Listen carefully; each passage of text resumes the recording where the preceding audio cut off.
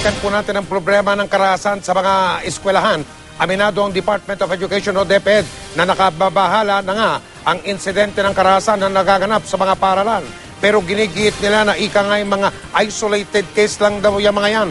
Inaksyonan na raw nila yan sa pamagitan ng isang patakaran kasabay ng panawagan na tumulong din ang mga magulang.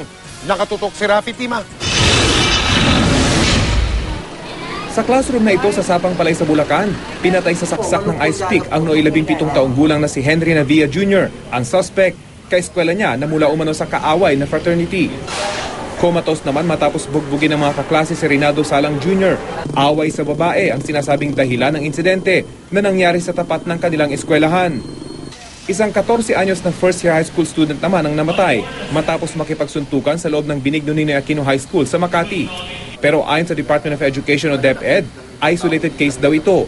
Gayunman aminado ang DepEd, nakababahala ang mga kasong ganito, lalo't pa ang mga minor de edad ang sangkot sa insidente. Isolated incident dahil hindi naman ito parating nangyayari sa paaralang ito. Walang issue na may mga taong nakapasok na hindi dapat makapasok sa isang paaralan na dapat sila ay napigilan. Ito yung mga estudyante na naglaban. Wala pa raw record ng DepEd kung gaano kataas ang bilang ng mga violenteng insidente na kinasasangkutan ng mga estudyante sa loob ng paaralan. Pero batid daw nilang isa itong problema.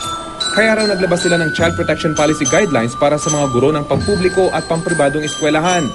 Layo ng pulisiya na tugunan ang karahasan sa eskwelahan, lalo na laban sa bullying. Napakaklaro nito na pag inireport sa school, public man o private school, alam na po ng ating mga paaralan kung paano gagawin ito, kung paano iimbestigasyonan, paano dadalhin sa ating mga guidance counselors at bibigyan ng counseling ang mga batang involved.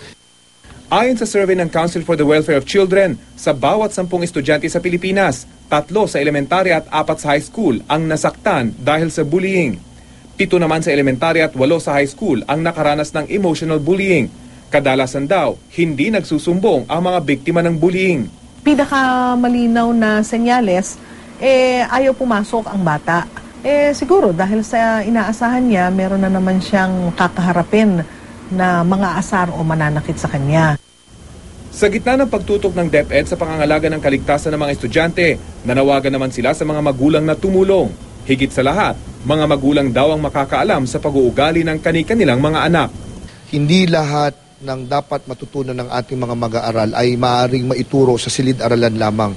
Yung konsepto ng kagandahang asal, yung konsepto ng pagbibigay, ng hindi pagiging pananakit ng ibang tao, hindi lang yan natututunan sa ating silid-aralan kundi sa ating mga bahay. Rafi Tima, nakatutok, 24 oras.